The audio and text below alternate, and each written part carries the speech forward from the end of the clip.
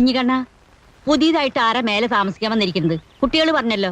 അല്ല, ഇവിടെ ഇരുമ്പുകൊണ്ടുള്ള സാധനങ്ങളൊക്കെ എവിടെയാ വെച്ചിരിക്കണേ? കത്തി, കൊടുവാള്, കട്ടപ്പാരൊക്കെ എന്തേ? അല്ല, ഒക്കെ വളരെ ഭദ്രമായിട്ട് അളമാറിലോ മറ്റോ വെച്ച് പൂട്ടണം.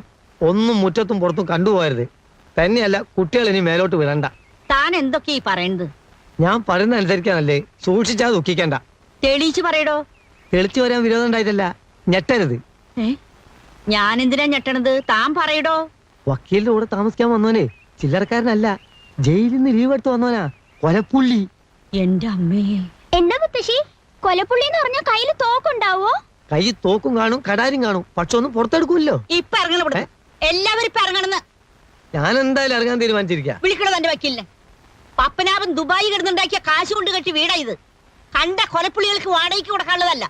അല്ലാന്ന് എനിക്കറിഞ്ഞൂടെ? ആ കൊലപാതകയെ ചവിട്ടി പുറത്താക്കടോ. ഒന്ന് പതുക്കെ പറ. എനിക്കൊരുത്തിരി പേടിയില്ലടോ. ഇറങ്ങി വരാൻ പറ. എന്നാ മുത്തച്ഛൻ എന്ന് പറ. ആഹാ. എടോ വക്കീലേ, വക്കീലേ, ഇറങ്ങി വാടക വിട്. അണ്ട കള്ളനെയും കൊലപാതകനെയും എന്റെ വീട്ടിൽ താമസിപ്പിക്കാൻ ഞാൻ സമ്മതിക്കില്ല. എന്റെ സ്വഭാവം നിനക്കറിയില്ല. ആ വക്കീല് കുളിക്കുക. ഇവിടെ ഒരു ബഹളം. ബഹളോ? ആ എന്ത് ബഹളം? മുത്തശ്ശി ബഹളം വെച്ചതിനെ പറ്റിയാ? ഞാനാ? ആ കുഞ്ഞിക്കണ്ണൻ പറയായിരുന്നേ, മേലെ വന്നിരിക്കുന്ന ആള് കുറച്ച് പെശ കാണുന്നു. മുത്തശ്ശി താൻ പറഞ്ഞൂടോ. അപ്പൊ ഞാൻ പറഞ്ഞേ, മനുഷ്യരില് നല്ലതും ചീത്തയില്ലാന്ന്. മോനെ കണ്ട എന്റെ പപ്പനാവിന്റെ അതേ ചായ. എന്തെങ്കിലും ആവശ്യം ഉണ്ടെങ്കിൽ മുത്തശ്ശിയോട് ചോദിക്കണട്ടാ, മറക്കല്ലേ. തള്ളേ, കാല് വാരരുത്. എന്നെ കൊലക്ക് കൊടുക്കാനല്ലേ നിങ്ങളെ പരിപാടി? കുഞ്ഞിക്കണ്ണ, വിശ്വാസം തന്നെ ചെയ്യരുതേ. അയാൾ നമ്മളെ കൊല്ലോ മുത്തശ്ശി. അറം പറ്റുന്ന വർത്താനം പറയാണ്ട് കേറി പൊടിയാത്ത് പൊടി. കുഞ്ഞിക്കണ്ണ പൊട്ടിച്ചോ? ഇല്ല, അത് സ്റ്റീലാ. നരേന്ദ്ര സാറിനോട് വന്ന് കിടന്നോളാൻ പറ. അതിപ്പം സമയാവുമ്പോ മൂപ്പര് വന്ന് കിടന്നോളൂലേ? ചെന്ന് വിളിക്കണോ?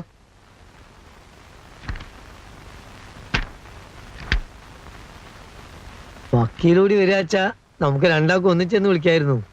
ഞാൻ മാത്രം മതിയോ? അയലോക്കത്ത് 5-6 ആളെയും കൂടി വിളിച്ചോ.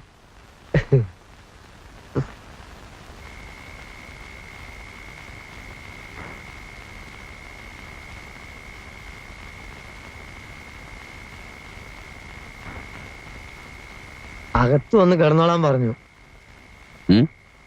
ഞാനല്ല, മൂപ്പരാ പറഞ്ഞേ. കുറച്ച് കഴിയട്ടെ. മതി മതി മതി. എന്താ ഉറക്കം വരുന്നില്ലേ? ഇല്ല. അകത്ത് നല്ല ചൂടാ. ഇവിടെ കുറച്ച് കാറ്റെങ്കിലും ഉണ്ട്. ഒരു AC ഫിറ്റ് ചെയ്യണം. ഫിറ്റ് ചെയ്യാം, കേസുകളൊക്കെ ഉണ്ട്.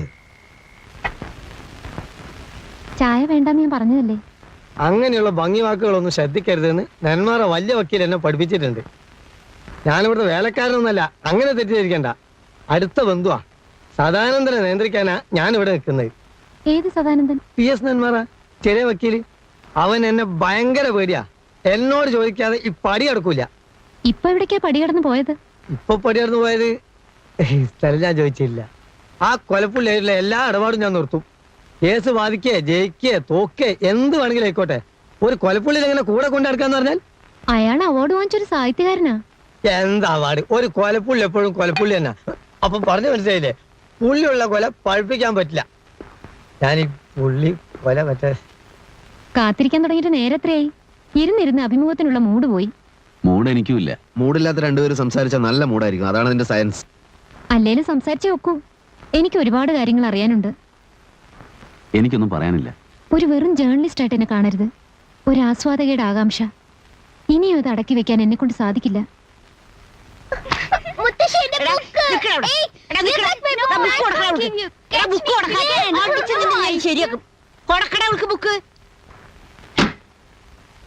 എത്ര ദിവസം കിടക്കാൻ പറ്റും? എത്ര ദിവസം കിടക്കാൻ പറ്റുമെന്ന്? എന്ത്?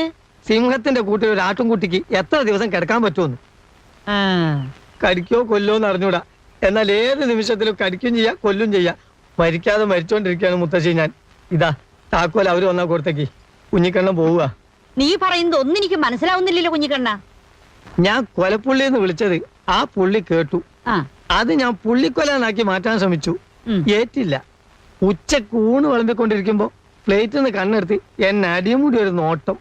സത്യം പറഞ്ഞാൽ ഞാൻ ദഹിച്ചു പോയി മുത്തശ്ശി. എന്നിട്ടൊന്നുമില്ല, ഞാൻ പോവാ. എനിക്ക് ഇവിടുത്തെ കാര്യങ്ങൾ വലിയ വക്കീലിനോട് ചെന്ന് പറയണം. ഞാനാണോ വലുത് അല്ല കൊലപ്പുള്ളിയാണോ വലുതെന്ന് അങ്ങോട്ട് തീരുമാനിക്കട്ടെ. നീ പോയ എനിക്ക് ധൈര്യത്തിന് ആരുമില്ലല്ലോ കുഞ്ഞിക്കണ്ണ. എനിക്കതൊന്നും നോക്കേണ്ട കാര്യമല്ല. എനിക്ക് തൽക്കാലം എന്റെ ജീവനാ വലുത്. ഓ, നീ വന്നു അല്ലേ? എന്റെ പ്രാർത്ഥന ദൈവം കേട്ടു. എന്ത് പ്രാർത്ഥന? എന്നെ തനിച്ചാക്കല്ലേ, കുഞ്ഞിക്കണ്ണനെ വേഗം വരുത്തണേന്ന് ദിവസത്തിൽ 3 നേരം പ്രാർത്ഥിക്കായിരുന്നു. അതൊരു ചതിയായിപ്പോയി. വെറുതെ അല്ല എന്റെ പ്രാർത്ഥന ദൈവം കേൾക്കാതിരുന്നത്. ഇങ്ങോട്ട് ഇനി വരില്ല എന്ന് പറഞ്ഞപ്പോ വലിയ വക്കീൽ എന്നെ തല്ലി. ആ കൊലപ്പുള്ളി എന്നെ കൊന്നാലോ എന്ന് ചോദിച്ചപ്പോ പറയാ, നീ ചത്ത നിന്റെ ശേഷക്രിയ ഞാൻ ഭംഗിയായി നടത്തിക്കോളാം കുഞ്ഞിക്കണ്ണാന്ന്. അതൊരു വലിയ കാര്യം തന്നെ കുഞ്ഞിക്കണ്ണ.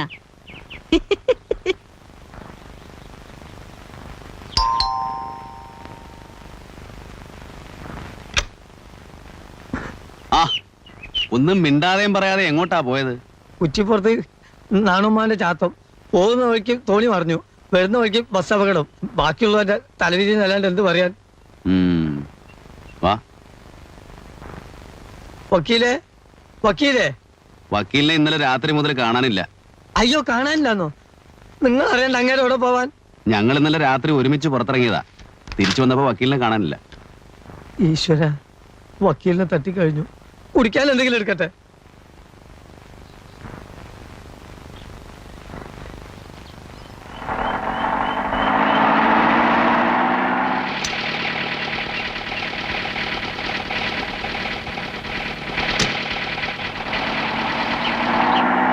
കുഞ്ഞിക്കണ്ണൻ എവിടെയായിരുന്നു? അങ്ങോട്ട് പോകുമ്പോ ബസ് അപകടം, ഇങ്ങോട്ട് വരുമ്പോ തോണി മറിഞ്ഞ്. നാണുമാമന്റെ ചാത്തേ ഉച്ചിപ്പുറത്ത്.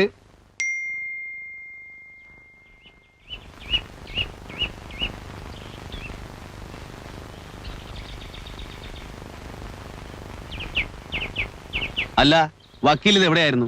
ഇന്നലെ ആ ഏരിയ മുഴുവൻ ഞാൻ അരിച്ചു പെറുക്കിയല്ലോ. കുഞ്ഞിക്കണ്ണ, കുറച്ച് എണ്ണയും കുഴമ്പൊക്കെ എടുത്തു വെക്ക്. വെള്ളവും ചൂടാക്കിക്കോ, ഒന്ന് കുളിക്കണം. ചെല് ചെല് ചെല്. ആരാണ് ബെൻ എന്ന് ഞാൻ വെളിപ്പെടുത്താൻ പോവുക. അത് വേണ്ട. വേണ്ടെന്ന് പറഞ്ഞാൽ എനിക്കൊരു സൗകര്യം വേണ്ടേ? ഞാൻ തന്നെ PR അല്ല. I am a leading criminal lawyer with roaring practice. ഞാൻ എഴുതി വെച്ചത് കൊണ്ടുപോയി പ്രസിദ്ധീകരിച്ചത് സ്വന്തം ഇഷ്ടത്തിനല്ലേ? അനുഭവിച്ചോ? എന്റെ ഇഷ്ടത്തിനല്ല, ആ ജയിൽ വാർഡനാ മുൻകൈ എടുത്തത്. താൻ എന്തൊക്കെയോ മഹത്തായ കാര്യങ്ങളൊക്കെ എഴുതി വെച്ചിട്ടുണ്ടെന്നും അത് പ്രസിദ്ധീകരിക്കണമെന്നും പറഞ്ഞത് അങ്ങേരാ. അല്ല, അതുകൊണ്ട് ഇപ്പൊ കുഴപ്പമൊന്നും ഉണ്ടായില്ലല്ലോ. സാഹിത്യ അക്കാദമി അവാർഡ്, റോയൽറ്റി വേറെ. ആരാണീ ബെൻ, ആരാണീ ബെൻ എന്നും ചോദിച്ചുകൊണ്ട് സാഹിത്യ ഭ്രാന്തന്മാർ പരക്കം പായാണ്. പരക്കം പാൻ ആരും ഇങ്ങോട്ട് വരരുത്. ഇവിടത്തെ ശാന്തമായ അന്തരീക്ഷത്തിൽ മനസമാധാനത്തോടെ കഴിയാണ് ഞാൻ. എന്നെ സ്വൈര്യം കെടുത്തരുത്. ഒന്ന് ചോദിക്കട്ടെ, തന്റെ ഭ്രാന്ത് ഏത് വകുപ്പ് പെടുത്തണം? ഇരുമ്പഴിക്കുള്ളിൽ ശാന്തമായ അന്തരീക്ഷമാണെന്ന് പറയുന്ന ആദ്യത്തെ തടവ് പുള്ളി താനായിരിക്കും. താൻ എഴുതി കൂട്ടിയ വട്ടിന് അവാർഡും. എനിക്കൊരു പിടിയും കിട്ടുന്നില്ല കേട്ടോ. പറഞ്ഞുതരാം. വക്കീൽ ഇപ്പൊ ഒരു കാര്യം ചെയ്യും. ഓ, റോയൽറ്റി കാശൊക്കെ ഞാൻ എന്ത് ചെയ്യണം? അത് വല്ല അനാഥാലയത്തിനും കൊടുത്തേക്ക്. തനിക്ക് മുഴു ഭ്രാന്താണ്. എന്നെങ്കിലും താൻ പുറത്തു വരുമല്ലോ, അപ്പൊ താൻ മണ്ണ് നിന്ന് ജീവിക്കുമോ? ഒരു കാര്യം ചെയ്യും, താൻ എഴുത്ത് നിർത്തണ്ട. ബെന്നിന് ആരാധകർ ധാരാളമുണ്ട്. താൻ എന്തെഴുതിയാലും അവർ വായിക്കും. അതുകൊണ്ട് എഴുതിക്കൊണ്ടേയിരിക്കും. എടോ, പണമില്ലാത്തവൻ പിണ.